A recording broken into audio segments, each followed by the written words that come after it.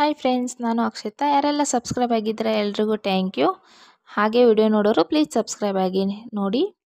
ಇಲ್ಲಿ ನಾನು ಹುರಕ್ಕೆ ಹೋಳಿಗೆ ಮಾಡೋದು ಹೇಗೆ ಅಂತ ತೋರಿಸ್ತಾ ಇದ್ದೀನಿ. ನವಣೆಯನ್ನು ತೊಗೊಂಡಿದ್ದೀನಿ.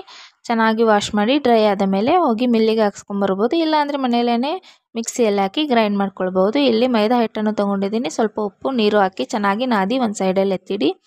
ಇವಾಗ ಬೆಲ್ಲದ ಪಾಕ ಮಾಡಲು ಸ್ವಲ್ಪ ನೀರನ್ನು ಹಾಕಿ ಬೆಲ್ಲವನ್ನು ಹಾಕಿ ಕರಗಿದ ಮೇಲೆ ಒಂದು ಸೈಡಲ್ಲಿ ಎತ್ತಿಡಿ. ಇವಾಗ ನವಣೆ ಹಿಟ್ಟನ್ನು ತೊಗೊಂಡಿದ್ದೇನೆ. ಅದಕ್ಕೆ ಒಂದು 4 ಲವಂಗವನ್ನು ಈ ಥರ ಪುಡಿ ಮಾಡಿ ಹಾಕ್ಕೊಳ್ಬೇಕು.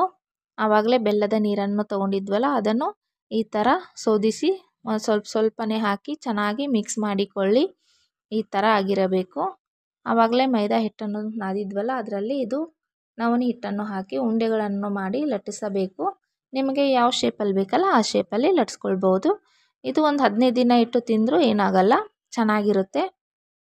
ಯಾರೆಲ್ಲ ಹಾಗೆ ವಿಡಿಯೋ ನೋಡ್ತಾ ಇದ್ದೀರಾ ಪ್ಲೀಸ್ ಸಬ್ಸ್ಕ್ರೈಬ್ ಆಗಿ ನೋಡಿ. ಹೇಗೆ ಬಂದಿದೆ ಅಂತ ಕಾಮೆಂಟಲ್ಲಿ ತಿಳಿಸಿ. ಲೈಕ್ ಮಾಡಿ, ಶೇರ್ ಮಾಡಿ. ಈ ಥರ ಲಟ್ಟಿಸ್ತಾ ಇರಬೇಕು.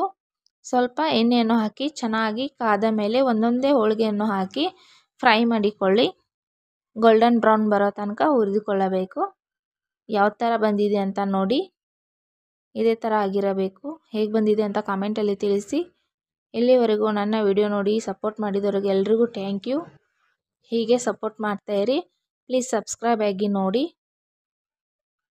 ಕೊನೆ ತನಕ ನನ್ನ ವಿಡಿಯೋ ನೋಡಿದ್ರು ಎಲ್ರಿಗೂ ಧನ್ಯವಾದಗಳು.